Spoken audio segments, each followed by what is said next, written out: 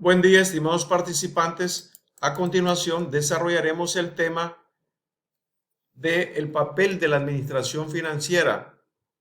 Este tema está relacionado con la primera semana de nuestro plan de trabajo, que es la introducción a la gestión financiera.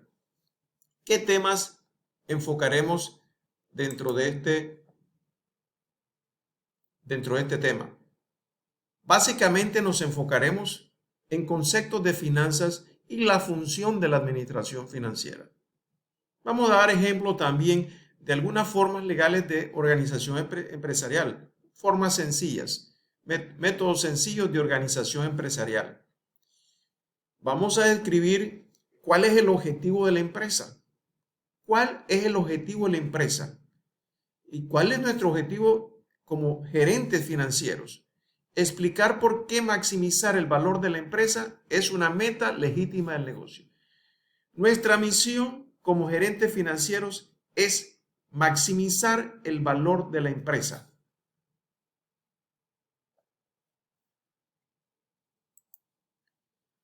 Describir cómo la función de la administración financiera se relaciona con la economía y la contabilidad. Señores, lo vemos lógicamente en estos momentos de la historia mundial, cómo la parte financiera se tiene una relación bien directa con la economía y la contabilidad. Los resultados, los procesos económicos influyen en la administración financiera de cualquier empresa. Identificar también las actividades principales del gerente financiero y describir la naturaleza de la relación que existe entre los dueños y los administradores de una corporación y explicar cómo varios mecanismos de gobierno corporativo intentan lidiar con los problemas de agencia. Pues bien, vamos a definir qué cosa es las finanzas. Y fíjense bien, es una definición sencilla. Las finanzas se definen como el arte y la ciencia de administrar el dinero. ¿Cuántos de nosotros sabemos manejar las finanzas? Posiblemente, aunque no lo creamos, todos los días estamos manejando las finanzas. El arte y la ciencia. Las damas hacen arte y ciencia para estirar el dinero y monitorean sus ingresos y monitorean sus gastos y en algunos casos planean sus pagos dependiendo de los ingresos. Y no que en algunos casos, en la mayoría de los casos, en algunos casos, las personas dicen a este proveedor no le voy a dar, le voy a dar menos, le voy a dar más dinero a este otro proveedor. Eso es el arte, y lo estamos haciendo personalmente. A nivel personal, las finanzas afectan las decisiones individuales. Fíjense bien, estamos hablando a nivel personal. Afectan las decisiones individuales de cuánto dinero gastar a partir de los ingresos, cuánto ahorrar y cómo invertir los ahorros. Como persona, nosotros tenemos unos ingresos y de esos ingresos decimos nosotros cuánto vamos a gastar, cuánto vamos a ahorrar y cómo vamos a invertir esos ahorros. Unos dicen vamos a invertir esos ahorros en una casa, otros en una cuenta financiera, otros lo vamos a invertir en la bolsa, etc. Y exactamente pasa lo mismo en el contexto de una empresa. Las finanzas implican el mismo tipo de decisiones. Primero, ¿cómo vamos a incrementar el dinero en los inversionistas? Los inversionistas ponen una cantidad de plata. ¿Qué nos toca a nosotros? Aumentar el dinero de esos dueños. ¿Y cómo invertir el dinero para producir una utilidad? ¿Cómo vamos a invertirlo? A veces decimos, vamos a invertirlos en un nuevo producto porque ese producto nos da más contribución que otros productos, o vamos a suspender una línea de productos porque ya no nos está produciendo la rentabilidad que nosotros necesitamos. Y la otra cosa es qué decisión vamos a tomar al momento de tener una utilidad. ¿Qué vamos a hacer con esa utilidad? ¿Reinvertir esa utilidad en la misma empresa o repartir esa utilidad como dividendo a los accionistas? Allí tomamos las decisiones. El dividendo, a propósito que menciono esta palabra, el dividendo, ¿qué es el dividendo? El dividendo es parte de la utilidad que se distribuye a los socios o dueños de la empresa. Fíjense bien, no es exactamente la utilidad del dividendo. El dividendo es parte de esa utilidad, o quizás toda la utilidad si es un solo dueño, que se reparte a los dueños de la empresa. Okay, seguimos. ¿Qué otra cosa tenemos que ver dentro de esta cuestión importantísima? Los servicios financieros. Los servicios financieros. ¿Qué cosas son los servicios financieros? Los servicios financieros son una parte de la finanza que se ocupa del diseño y entrega de productos financieros. Diseño y entrega. Diseñamos y entregamos productos financieros, tanto a individuos como empresas y gobiernos, así como para brindarles asesoría. Y esos productos financieros, ejemplo, ¿qué pueden ser esos productos financieros? Esos productos financieros pueden ser tarjetas de crédito, préstamos personales, hipotecas, etc. Implica estos productos financieros, por supuesto que implica varias oportunidades interesantes de carrera, tanto en áreas de la banca, planeación financiera personal, inversiones, bienes raíces y seguros.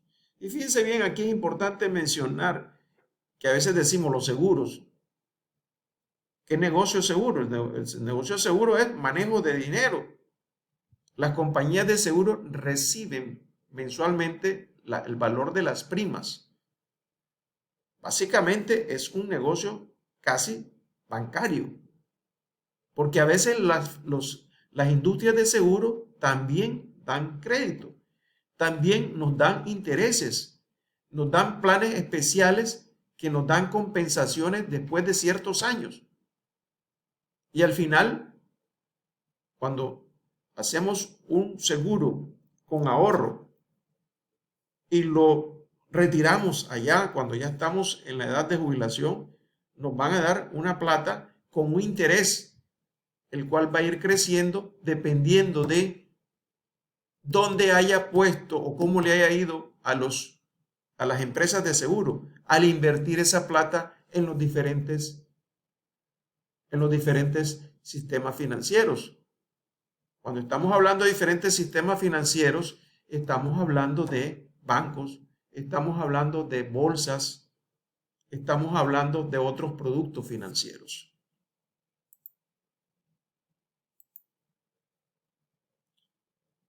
Ok, seguimos. Tengo un problema técnico ahorita, perdónenme. Ok.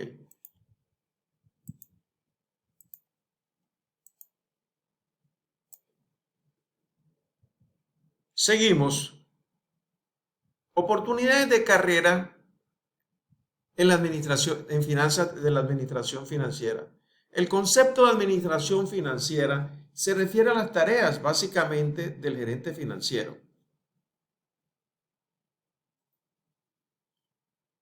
Los gerentes financieros, fíjense, administran los asuntos financieros de todo tipo de organizaciones. Al final, lo que en sí administran son las finanzas y no importa la naturaleza de la empresa. Pueden ser organizaciones privadas, públicas, grandes y pequeñas, lucrativas o sin fines de lucro. Lo que lee el gerente financiero son resultados financieros y analizan los diferentes estados financieros. ¿Qué otra cosa hacen? Realizan tareas financieras tan diversas. Por ejemplo, desarrollan planes financieros o presupuestos que bien pueden ser planes financieros de 1 año, a veces hasta de 5 años, etc. Pueden ver otorgamiento de créditos a clientes. El crédito necesariamente es una administración financiera, porque estamos cuidando la plata. ¿Cómo vamos a recuperar la plata que nosotros ponemos a circular en la calle? La elaboración de gastos mayores propuestos y la recaudación de dinero para financiar las operaciones de la empresa. Una de las cosas más importantes del gerente financiero es hacer que las empresas se mantengan trabajando, buscar dónde conseguir la plata para que la empresa no se detenga.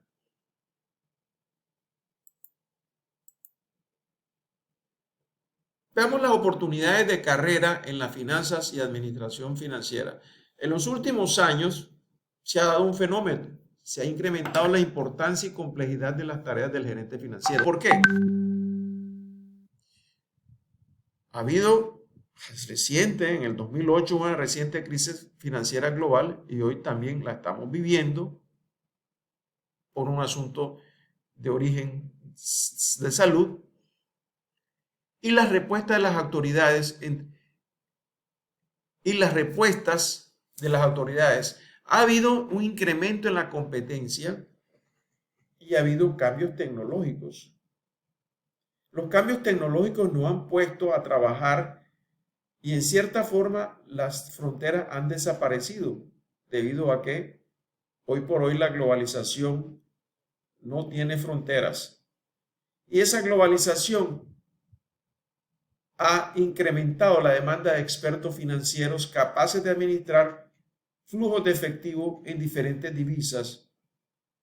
Y es importante recalcar que los flujos de efectivo hoy por hoy, al estar en un proceso de globalización internacional,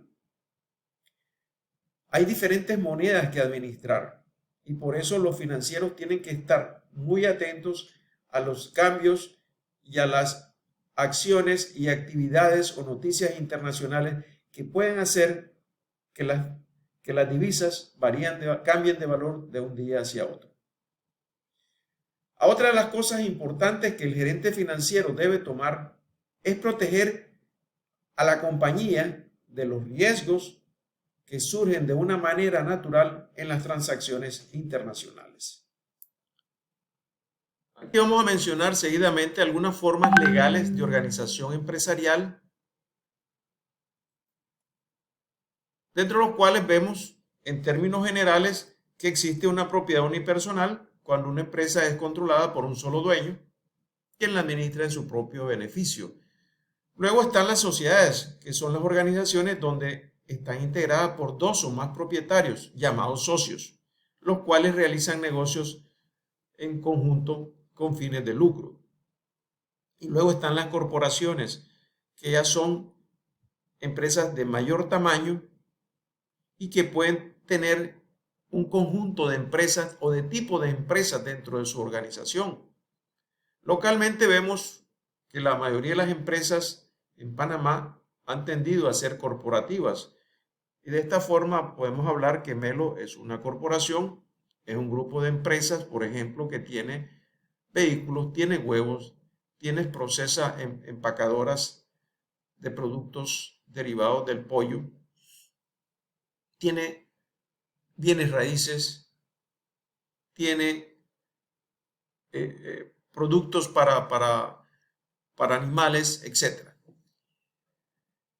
Tenemos esos ejemplos, estamos hablando de Melo, estamos hablando, por ejemplo, de Corporación Rey, porque el Rey no solamente es un supermercado, el Rey tiene una parte importante dentro del grupo de supermercados, la parte inmobiliaria. Ellos desarrollan centros comerciales y ubican su marca en esos centros comerciales como parte de su inversión. Ellos mismos producen sus productos agrícolas o empacan sus productos agrícolas, sus marcas, etc. Veamos acá y vamos a ver acá un poquito, vamos a aumentar un poquito la filmina. Algunas fortalezas y debilidades de esta forma de organización empresarial. Por ejemplo, en la propiedad unipersonal, digamos, algunas fortalezas. No vamos a mencionar todas. Tienen costos organizacionales bajos, son independientes, se disuelve fácilmente. ¿Qué debilidad tiene? Tiene una capacidad limitada para recaudar fondos, lo cual en algunas circunstancias puede tender a limitar el crecimiento de la empresa, aun cuando eso va a depender de la buena credibilidad en cuanto a sus créditos del dueño de la empresa. Veamos ahora la parte de la sociedad. ¿Qué ventajas puede tener? Vamos a mencionar una. Puede recaudar más fondos que la propiedad unipersonal, por supuesto, como son más integrantes. Cada socio aporta capital y el nombre de cada socio o sus créditos, su respaldo de crediticio, les habilita para conseguir más fondos. Y por supuesto, la capacidad de endeudamiento aumenta con el incremento en el número de integrantes. ¿Qué otras cosas podemos encontrar? Que los integrantes tienen una responsabilidad ilimitada y posiblemente puedan cubrir o deban cubrir las deudas de los otros socios. Ahora veamos algunas características de la corporación. Los propietarios tienen una responsabilidad limitada, lo que garantizan que no pierden más dinero del que invirtieron. Si yo compré acciones, o sea, participación en una empresa, yo voy a perder, mis pérdidas se van a limitar a la cantidad que yo invertí en esa corporación. Podemos referirnos también a corporaciones internacionales, porque eso está ahora en cualquier lugar del mundo, aquí mismo en Panamá, en algunas casas de valores o en los mismos bancos que tienen sus subsidiarias de valores, uno puede comprar acciones de cualquier compañía en el mundo. Lo que voy a perder va a depender de lo que yo invierta. Y normalmente, ¿por qué crecen las corporaciones? ¿Por qué alcanzan grandes tamaños? Gracias a la venta de propiedad de acciones. Las empresas venden acciones. ¿Y para qué venden acciones? Para conseguir fondos para hacer crecer el negocio. Claro que los inversionistas que van a poner plata en esas empresas tienen que saber, por supuesto, qué características y cuál es la rentabilidad de la empresa. Perfecto. Hablamos de algunas características. Ustedes pueden conseguir más información en esta filmina. Ya tenemos esa filmina y volvemos a seguimos adelante. Aquí tenemos también otra organización corporativa. Fíjense bien. Vamos a verla, la vamos a ampliar un poquito. ¿Cómo trabajan las corporaciones?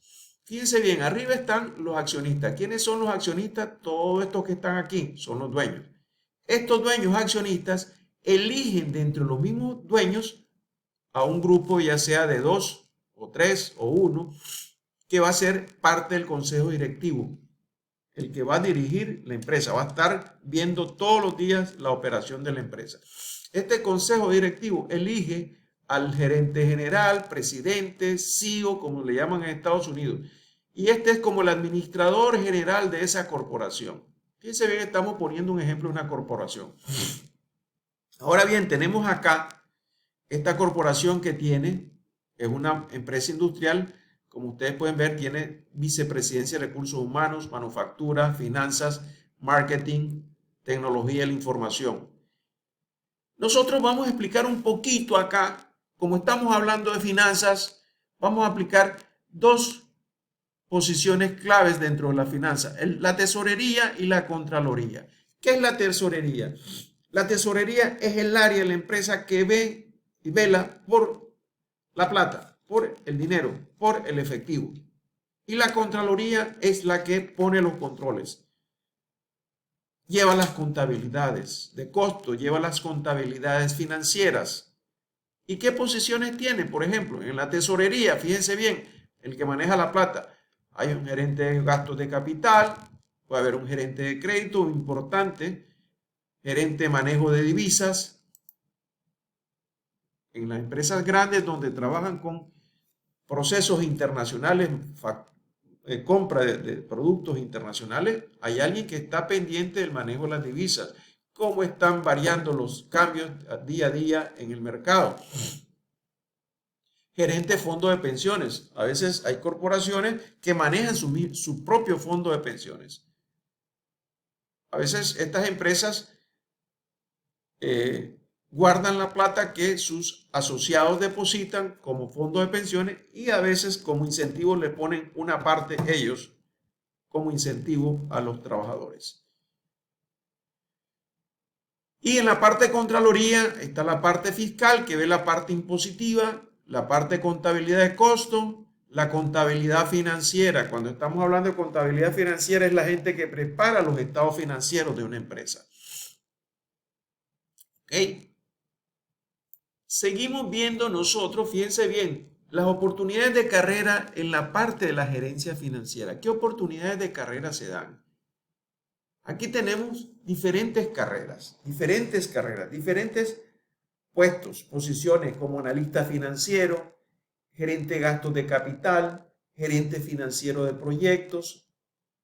A veces las empresas tienen proyectos independientes que requieren de un gerente financiero solamente para administrar los proyectos. Gerente de flujo de fondos, gerente analista de crédito, gerente del fondo de pensiones, como les estaba mencionando, el fondo de los trabajadores que depositan para su jubilación, gerente de manejo de divisas. O sea, por ejemplo, ¿qué hace el gerente de manejo de divisas? Administra operaciones específicas en el extranjero y analiza la exposición de la empresa a las fluctuaciones de los tipos de cambios en la moneda.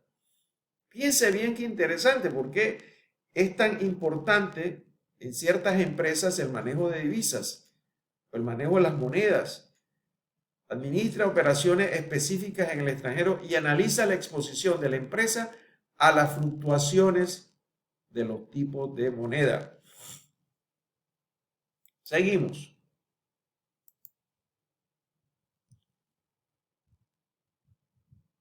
Meta de la empresa. ¿Cuál es la meta de la empresa? La meta de la empresa es maximizar la riqueza de los accionistas.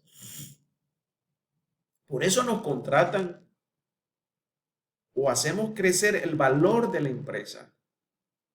¿Y cuál es la regla de decisión para esos gerentes? Tan solo emprenda actividades que incrementen el precio de las acciones. Voy a hacer un paréntesis aquí para decir por qué hablamos de acciones. ¿Qué cosas son las acciones? Las acciones prácticamente es el capital de los dueños.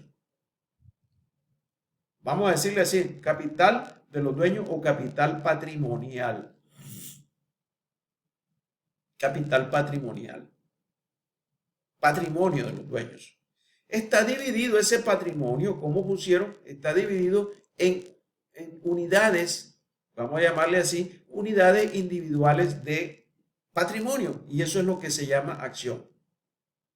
Ejemplo, un accionista puede ser dueño de 100.000 acciones, otro dueño de 100.000 acciones, otro dueño de 100.000 acciones. Entre los tres dueños suman un capital total. Y ese capital total se divide entre el número de acciones que tienen los tres dueños. Entonces, fíjense bien, maximizar el precio de las acciones es el objetivo. El gerente financiero, ¿qué hace? Analiza las alternativas de decisión financiera o acción a realizar. ¿Y qué se pregunta el gerente financiero? El gerente financiero se pregunta, ¿qué rendimiento tengo de mi inversión y qué riesgo corro si yo tomo una acción en un sentido? Y me pregunto adicionalmente, ¿ese riesgo rendimiento ¿Me incrementará el precio de las acciones? Si ese riesgo o rendimiento que yo tomo me incrementa el precio de las acciones, yo acepto cualquier propuesta de proyecto que me lleve a incrementar el precio de las acciones, porque al final ese es el objetivo como gerente financiero. Ahora veamos. Tenemos maximizar la meta de la empresa es maximizar utilidades. Fíjense bien acá. Acá tenemos dos inversiones, A, inversión B. Y tenemos acá año 1, año 2, año 3. En el año 1, fíjense bien aquí arriba dice ganancias por acción. Ganancias por acción. Voy a hacer un paréntesis para definir qué es una ganancia por acción. Ganancia es la utilidad que tiene una empresa en un periodo determinado. Vamos a suponer que la ganancia es mensual, la utilidad es mensual, y yo tengo, la empresa tiene en total, fíjense bien, tiene 100.000 acciones. Si tiene 100.000 acciones la empresa y yo me gané $1.000.000 ese mes, la ganancia por acción va a ser el $1.000.000 de ganancia entre las 100.000 acciones. Por eso se dice ganancia por acción. Se divide la ganancia del periodo entre el número de acciones de la empresa. Y a eso me refiero acá cuando digo ganancia por acción. Entonces tenemos 3 años y fíjense bien, dos proyectos A y B. Tenemos en el año 1 que este proyecto ganó 1.40 por acción. En el año 2 ganó $1 por acción. Y en el año 3, 40 centavos por acción. Y al final tenemos 2.80. En la alternativa B tenemos 60 centavos en el año 1, $1 en el año 2 y 1.40 en el año 3. Al cabo de los 3 años, fíjense bien, la alternativa A me da 2.80 y la alternativa B me da $3. Mi pregunta es, y ustedes pensarán, ¿cuál de esas inversiones es más provechosa desde el punto de vista financiero? ¿Qué dirían ustedes? Algunos me dirían, bueno, la que tiene más valor en los 3 años puede ser la B, porque al final el año 1 es 0.60, el año 2 es 1 y el año 3 1.40. Y el desarrollo de la ganancia por acción ha ido incrementándose. Pero las normas financieras, los principios financieros me dicen otra cosa. Maximizar las utilidades no siempre trae consigo el precio más alto posible de las acciones a causa de 3 razones. Si ustedes se fijan en estas dos inversiones, la recepción de fondos más rápida es preferible que una más tardía. Aquí tenemos en el año 1, fíjense bien, voy a señalarlo aquí, en el año 1 tenemos 1.40 y en el año, la alternativa A, y en el año 1, en la alternativa B, tenemos 60 centavos. Yo puedo hacer como financiero más plata cuando tengo más plata. Yo la puedo invertir, puedo hacer otros negocios, puedo invertir en acciones en otra compañía, etc. Por eso decimos que el tiempo es importante, la recepción de fondos más rápida es preferible que una más tardía. Yo estoy recibiendo 1.40 ahorita en vez de 60 centavos ahorita. Y eso es lo que cuenta hoy. Las utilidades no necesariamente, otro punto que tenemos que observar, las utilidades no necesariamente generan flujos de efectivo disponibles para los accionistas. Las utilidades no necesariamente generan flujos de efectivo disponibles para los accionistas. Ahora les pregunto, la empresa ganó $1.000.000. Yo como accionista puedo decir, agarro ese $1.000.000 y me lo echo a mi bolsillo. No, señores.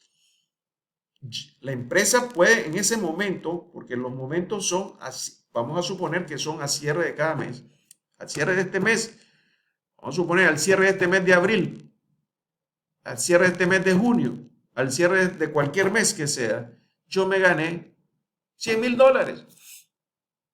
Pero eso no significa que los $100,000 yo vaya y tenga la posibilidad de tomarlo y echármelos al bolsillo.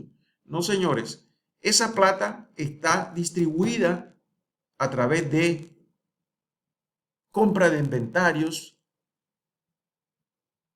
en caja puede haber algo, en cuentas por cobrar, porque aumenté mis cuentas por cobrar, porque como me fue bien, hice más ventas de crédito.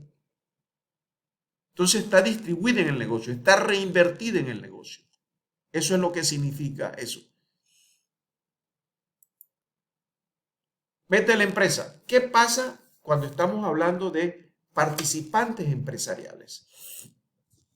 Hoy no podemos hablar de individuos en la empresa. Estamos hablando que los participantes empresariales son principalmente los empleados, los clientes, los proveedores, los acreedores, los dueños y otros grupos de interés que tienen una relación económica directa con la empresa. Esos son los participantes. Las compañías hoy por hoy deben de tener un enfoque empresarial en los participantes empresariales, un enfoque en los participantes empresariales. Y ahí podemos decir que una golondrina no hace verano, porque todos contribuyen a hacer el crecimiento de la empresa. La meta no es solo el maximizar el bienestar de los participantes empresariales, sino mantenerlo.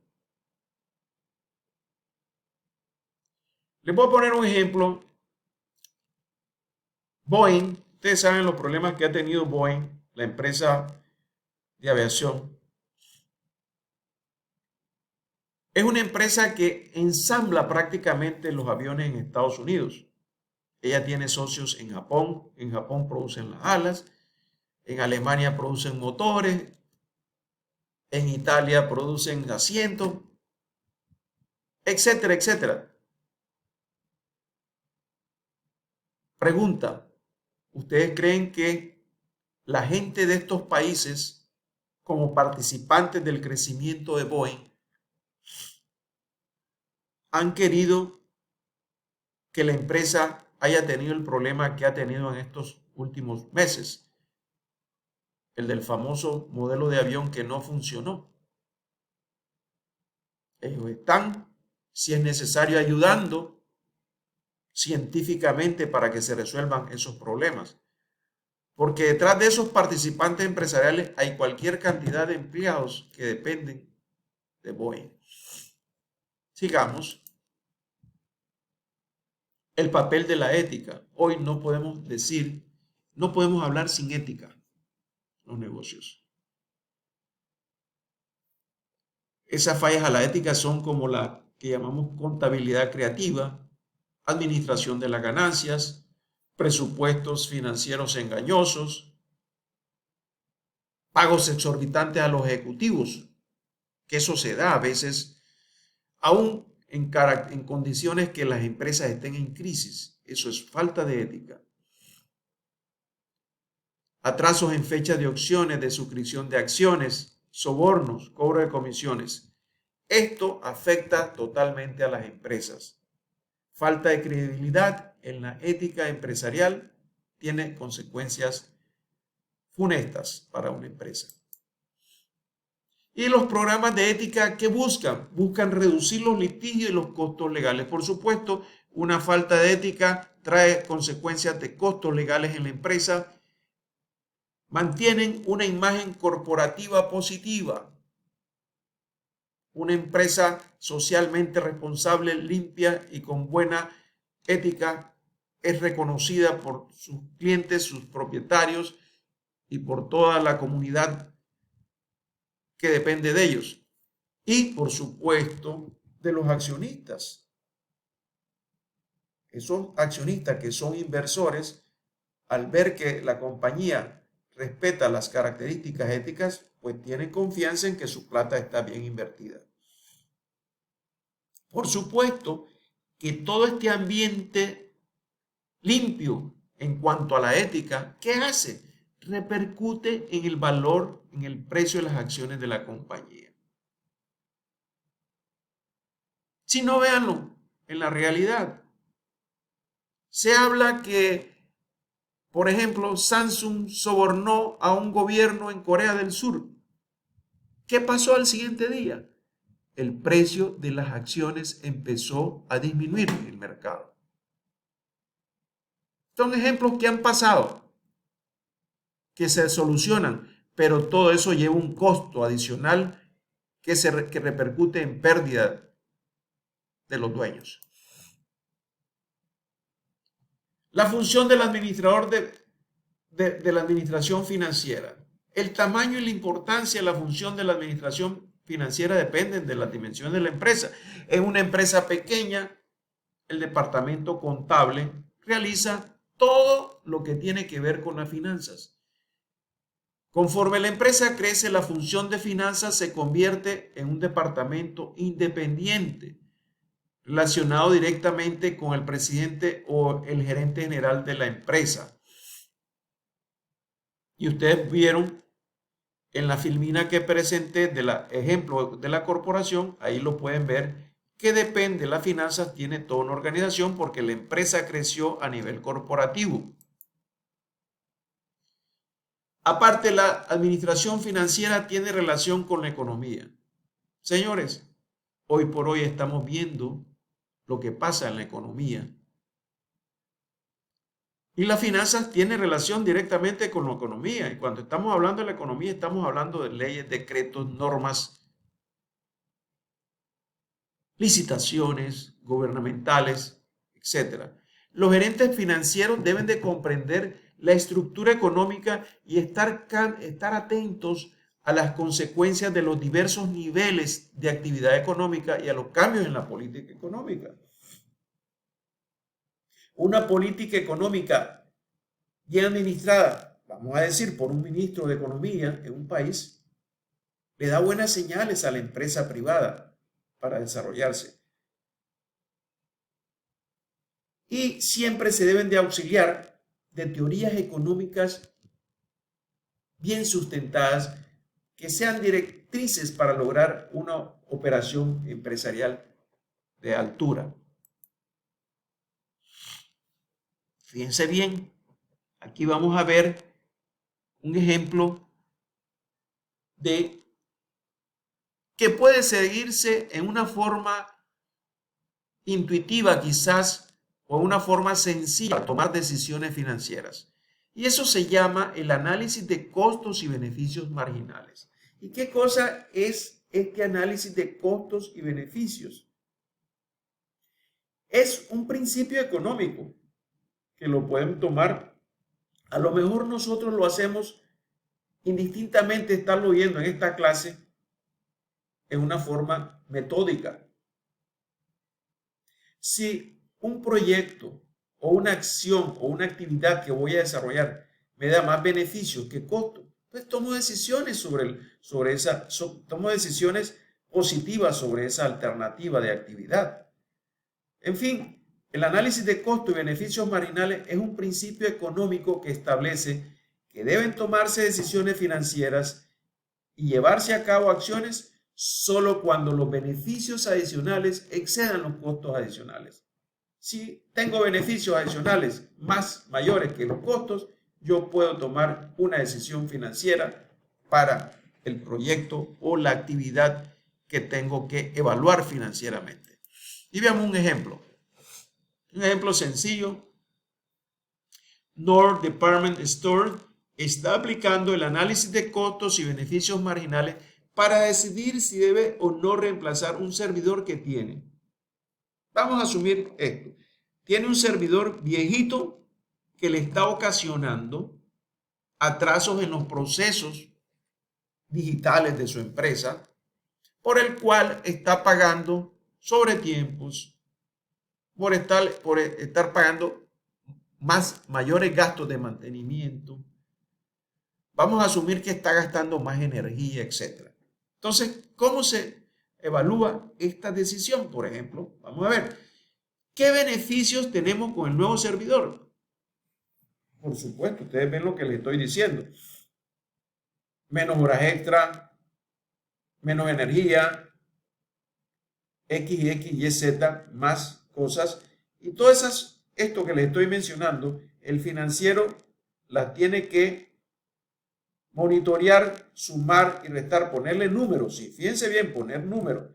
Esos beneficios con este nuevo servidor, porque pago menos horas extra, porque pago menos energía, porque hago más rápido las cosas, se me valoran esos beneficios en $10,000. Esos son los beneficios nuevos. Menos los beneficios con el servidor viejo. Claro, con el servidor viejo voy a tener menos beneficios.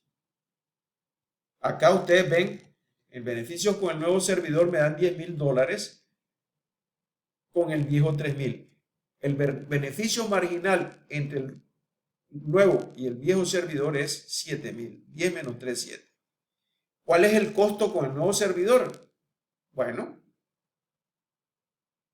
el costo del nuevo servidor es $8,000. ¿Okay? Yo tengo que invertir $8,000 para comprar el nuevo servidor. Y a la vez puedo recuperar $2,000 del viejo servidor.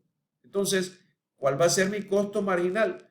Mi costo marginal va a ser la diferencia del costo del nuevo servidor menos el ingreso por la venta que me dan por el viejo servidor. Entonces, mi costo marginal, si a mí me van a dar el costo del nuevo servidor es 8,000 y vendo el servidor viejo en 2,000, mi costo marginal va a ser de 6,000. Y si yo veo el resumen, tengo beneficios marginales 7,000, costos marginales 6,000, y yo tengo un beneficio de 7,000 menos 6,000 de $1,000. Este es un mensaje para que sepamos hacer las decisiones basadas en números. Costos-beneficios.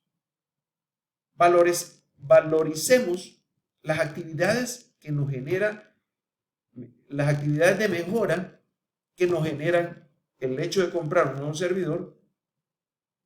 Pongámosle valor y también pongámosle valor a lo que nos cuesta adicional el estar manteniendo un viejo servidor. Este es el mensaje. Tomemos decisiones basadas en números. ¿Cuál es la relación con la contabilidad de las finanzas? Es sencilla. Ya lo dijimos, en las empresas pequeñas, el contador realiza con frecuencia la función de finanzas. Conforme la empresa crece, se forman departamentos independientes que se hacen cargo de las finanzas. ¿Qué pasa? ¿Cuál es la diferencia entre esos dos límites? Una diferencia importante en la perspectiva y el énfasis entre la finanza y contabilidad es que los contadores utilizan el método de base de vengada, mientras que en finanzas el enfoque está en los flujos de efectivo. El financiero hace análisis de la información que pasa el contable. El contable pone sus números en base a protocolos internacionalmente aceptados de los principios contables. Veamos un ejemplo. Y también podemos mencionar que sin importar sus pérdidas o ganancias, sin importar lo que pierda o gane una empresa debe tener un flujo de efectivo suficiente para cumplir sus obligaciones en la fecha de vencimiento. Si yo no tengo efectivo suficiente para cumplir mis deudas, pagarlas en la fecha que se vencen, tengo problemas de efectivo, tengo problemas de solvencia. En el siguiente ejemplo vamos a ver la importancia de la base contable y la base financiera. Vamos a ver, aquí tenemos un ejemplo. Nassau Corporation, pequeña empresa que vende yates, registró la siguiente actividad el año pasado. Vendió al crédito un yate en $100,000 en el año que acaba de terminar. el yate fue pagado en su totalidad al inicio con un costo de 80.000. O sea, yo vendo mi yate en 100.000, pero también ya lo pagué el costo total de él en 80.000. Y se presentan a continuación los enfoques tanto contables como financieros. Vamos a ver qué consiste esto. Fíjense bien. ¿Qué dice el contable? Enfoque contable de acuerdo a la base de vengada. Ustedes me dirán si es verdad o es mentira. Yo vendí 100.000 dólares. Aquí dice el contable ingresos por venta 100.000. Eso está correcto. Menos costo. Me costó 80.000. El hecho que lo haya pagado ya, eso no significa nada para mí, pero es mi costo. A estas alturas yo puedo decir ingresos por venta 100.000 menos costo 80.000. ¿Me gané qué? Me gané 20.000. Esa es una utilidad. Y si lo vemos acá, este enfoque contable está bien. Yo me gané 20.000.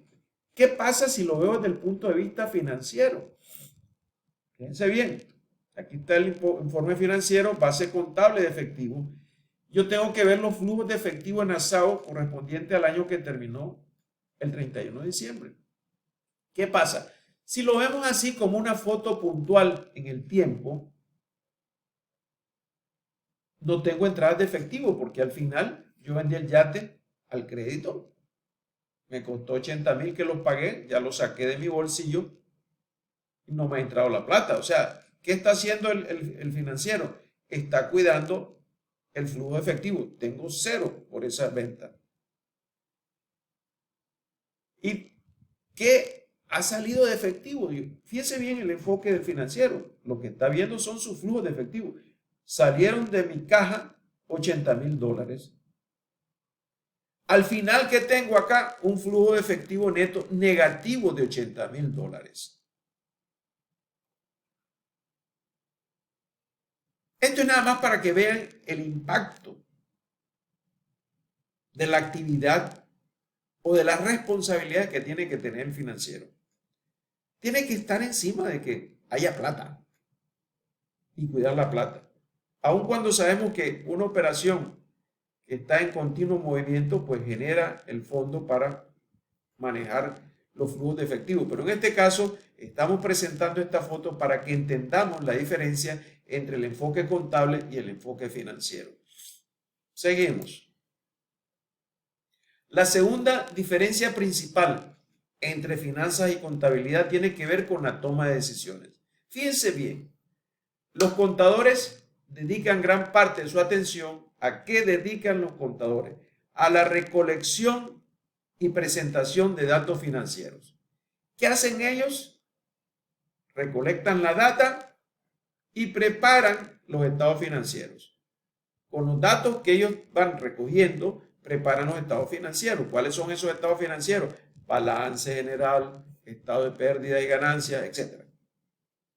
Los gerentes financieros, ¿qué hacen? Evalúan esos estados que los preparan los contables, generan datos adicionales y toman decisiones según la evaluación de sus rendimientos y riesgos relacionados. Ellos están tomando decisiones en base a los rendimientos y riesgos relacionados. ¿Y qué es lo que están haciendo al fin? Análisis de la información. Y en eso quiero hacer hincapié. En eso quiero hacer hincapié. El financiero, la función más importante del financiero es el análisis de la información financiera. ¿Para qué? Para tomar las decisiones y mantener la salud financiera de la empresa. Fíjense este ejemplo que es sencillo. Finanzas personales. Tenemos acá pago neto. Tenemos diferentes rubros. Pago neto recibido, renta y toda una serie de gastos. Renta, pago automóvil, servicio, comestibles, ropa, comida, restaurante, gasolina, ingresos por intereses, gastos misceláneos. ¿Qué tengo acá? Pago neto recibido. Vamos a asumir que esos 4.400 dólares que están puestos acá son salarios. Ingresos por intereses acá, alguna inversión o algún ahorro que tengo y me está generando 220 dólares. Vamos a asumir que son mensuales. Al final yo tengo de entrada Si lo sumo acá, $4,620. ¿Y cuáles son mis salidas? Renta del apartamento, pago de automóviles, servicios, comestibles, ropa, comida en restaurante, gasolina y gastos misceláneos. Si ustedes observan estos números que están hechos a propósito, ¿qué harían ustedes? ¿Qué harían ustedes? Lo primero que harían es ver dónde puedo rebajar. Veo los números y digo, ropa, oye, ¿qué pasa con esa cantidad? Comida en restaurante, ¿y de qué? Aparte que gasto $800 en comestibles. Igual que estamos viendo este cuadrito sencillo, eso mismo tiene que hacer el financiero en la realidad de una empresa. Cuando ustedes reciben los estados financieros, la misión más clara y más importante del financiero es analizar esos estados financieros y ver qué cosas puedo mejorar. Ser el coordinador, ser la luz que alumbre a toda la organización para desarrollar mejoras en los números financieros. ¿Cuáles son como principales actividades del gerente financiero, además de la participación que lo que veníamos hablando, continua en el análisis y la planeación de las finanzas? Esa es la participación continua en el análisis, fíjense bien qué importante, y planeación de la finanza. Vamos a analizar y vamos a planear la finanza, porque una de las principales funciones del gerente es planificación de las finanzas. Las principales actividades del financiero son tomar decisiones de inversión y financiamiento, fíjense bien. Decisiones de inversión. Cuando tomo decisiones de inversión como financiero, ¿en qué voy a invertir? En activos. En activos. ¿Y qué cosas son esos activos? Recordando, vamos a reforzar qué es un activo. Es todo lo que posee la empresa. ¿Y qué son los activos? Pueden ser inventarios, pueden ser propiedades, pueden ser terrenos, pueden ser edificios, pueden ser maquinaria, pueden ser vehículos. Estoy invirtiendo, decisiones de inversión. Allí es donde tengo que invertir en activos. Y decisiones de financiamiento, ¿qué significa? Determina de qué manera la compañía recauda dinero para pagar por los activos en los que invierte. Fíjense bien qué sencillo. Las decisiones de financiamiento determinan de qué manera la compañía recauda dinero, cómo la compañía recauda dinero para pagar por los activos en los que invierte. ¿Y cómo creen ustedes que puede recaudar dinero la compañía?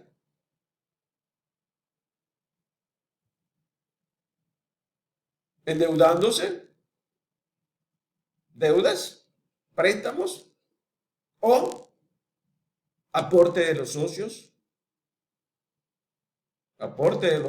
que tiene actualmente, o voy a vender acciones de la compañía para recaudar fondos. Esas son alternativas para, en resumen, el gerente financiero toma decisiones de inversión y financiamiento. Ya sabe que invierte en activos y busca de dónde coger la plata para financiar. Y aquí tenemos el resumen.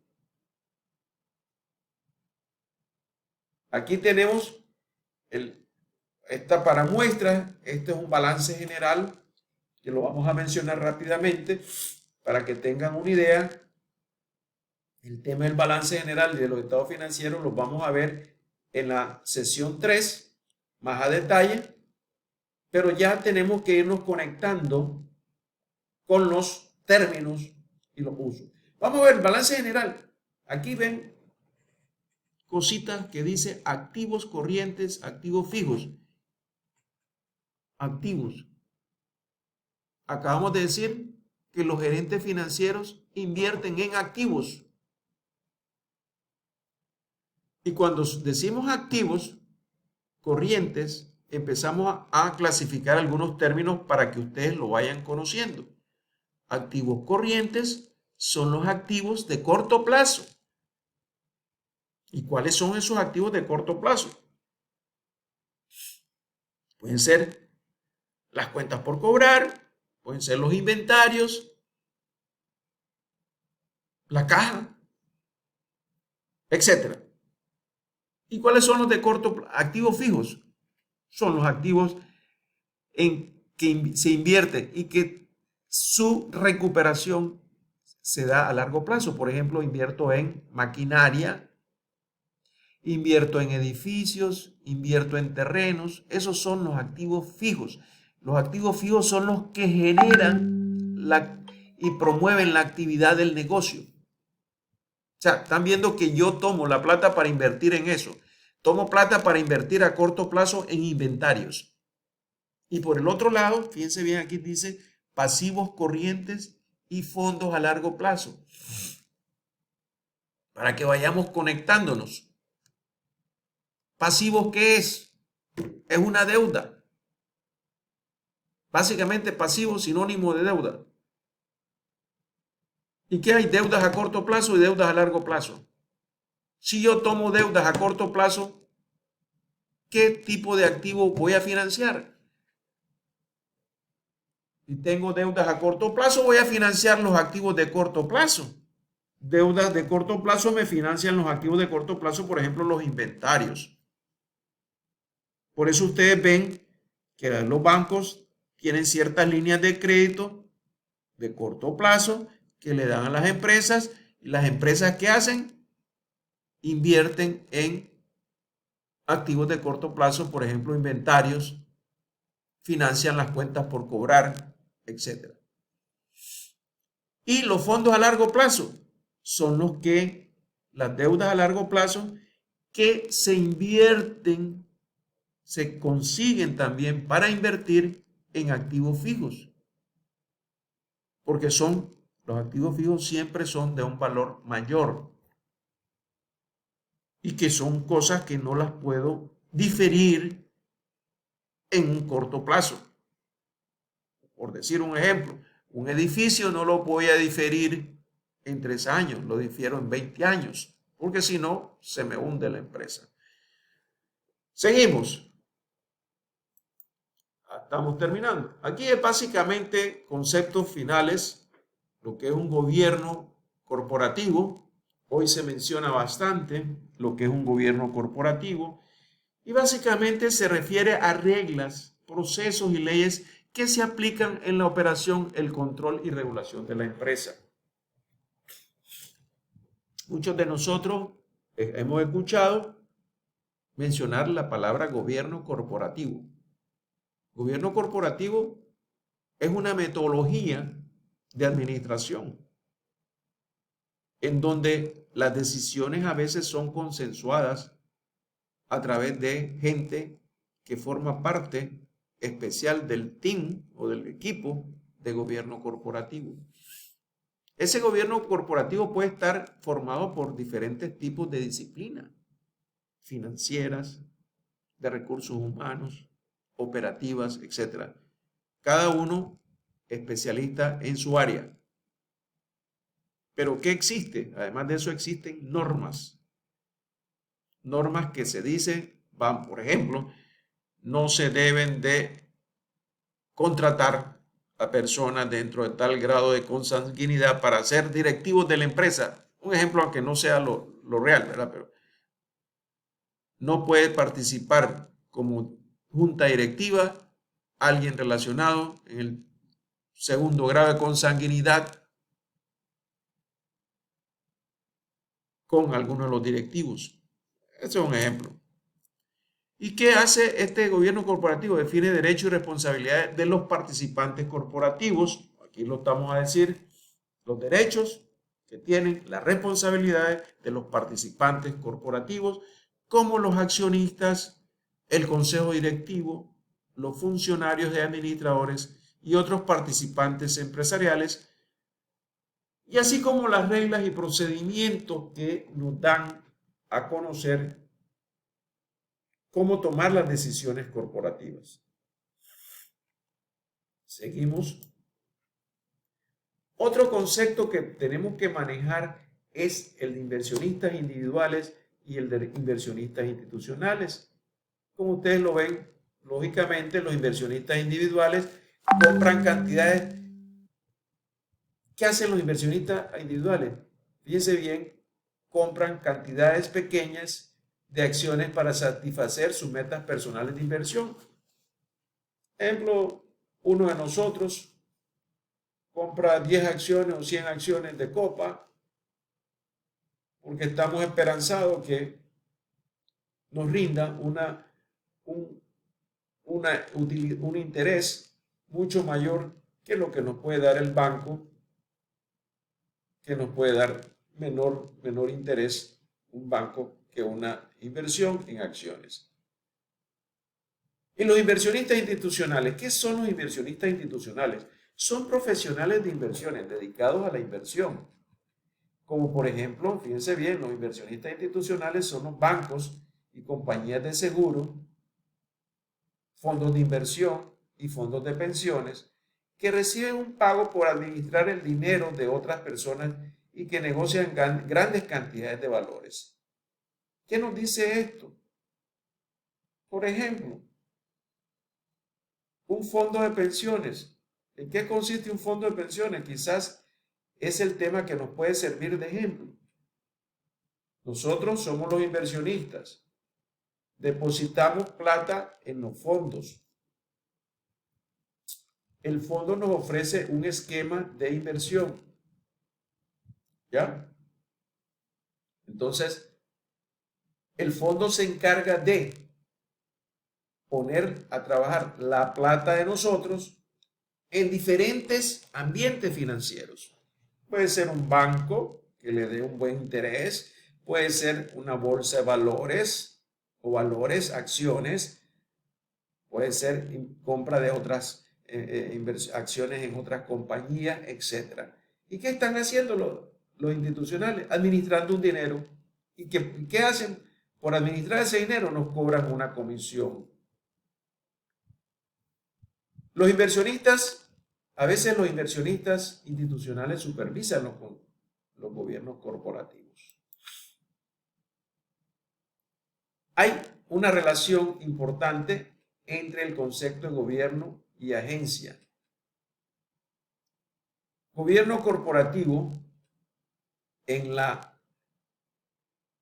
décadas pasadas tuvieron varios episodios de falta de ética en las corporaciones preeminentes. Y falta de ética, y además hicieron actos delictivos en presentar estados financieros amañados, llenos, y que aparentaron niveles de fraude. Una de esas situaciones podemos mencionar, si a alguno les suena, es la corporación Enron, que dio números ficticios. Bueno, en Panamá también se han dado situaciones que ustedes pueden conocer también. Aquí voy a mencionar, para efectos de que ustedes sepan, algunas leyes internacionales que en una u otra forma han sido tomadas como base en nuestro país para crear leyes internas y que en cierta forma son parecidas a las internacionales. Por ejemplo, aquí está la ley Sarbanes-Oxley. Estableció una oficina de vigilancia para supervisar a la industria contable. Esa oficina de vigilancia es como una auditora que va a ver si está aplicando bien los procesos contables. Y eso, por supuesto, aumentó las regulaciones y los controles de auditoría, porque para eso es una oficina de auditoría contable. Estableció sanciones más fuertes contra los directivos que cometan fraude corporativo. Esa ley estableció sanciones más grandes para los directivos que hicieran fraudes corporativos. Fortaleció los requisitos de revelación de información contable y las normas éticas para los funcionarios corporativos.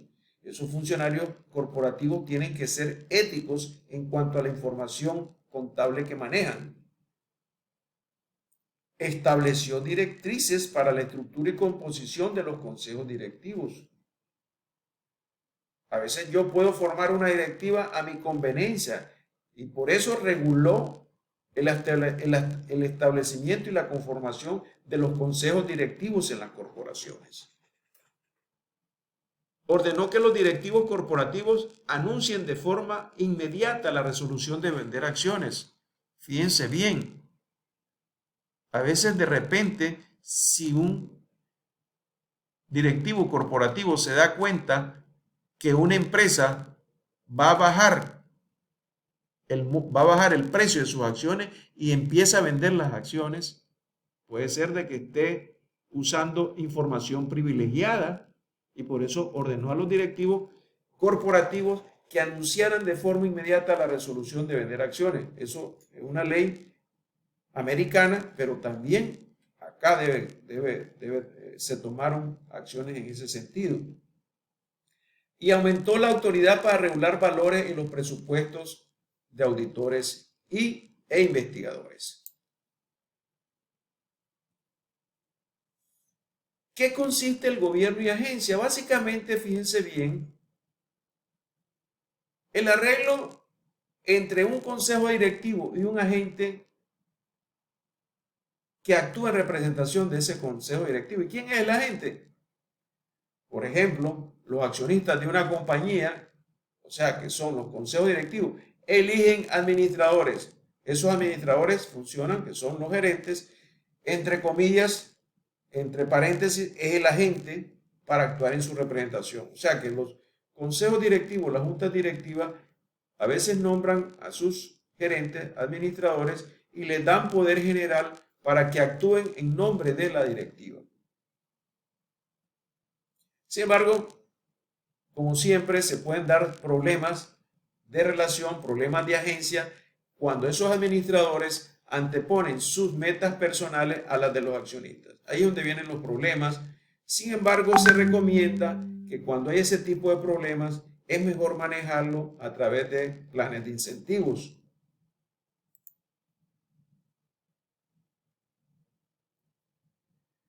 El método más común, uno de los métodos para resolver ese problema, es implementar planes de incentivo o forma de pagar a los agentes o gerentes de las corporaciones. Por ejemplo, aquí vamos a mencionar planes de remuneración a los administradores que vinculan el pago de ellos al precio de las acciones. Es interesante. Yo te voy a pagar bajo una curva en la medida que el precio de las acciones de la compañía está subiendo. Te voy a dar bonificaciones. Cada vez que las acciones de la compañía suban, vas a tener un incentivo. O planes basados en el desempeño, planes que relacionan la remuneración del administrador con medidas como las ganancias por la acción o el crecimiento de las ganancias por acción. Las acciones por desempeño o los bonos en efectivo se usan como forma de remuneración de estos planes. Señores, hemos concluido con el tema de hoy. Espero que sea de bastante interés y espero que haya llenado las expectativas. Hasta pronto.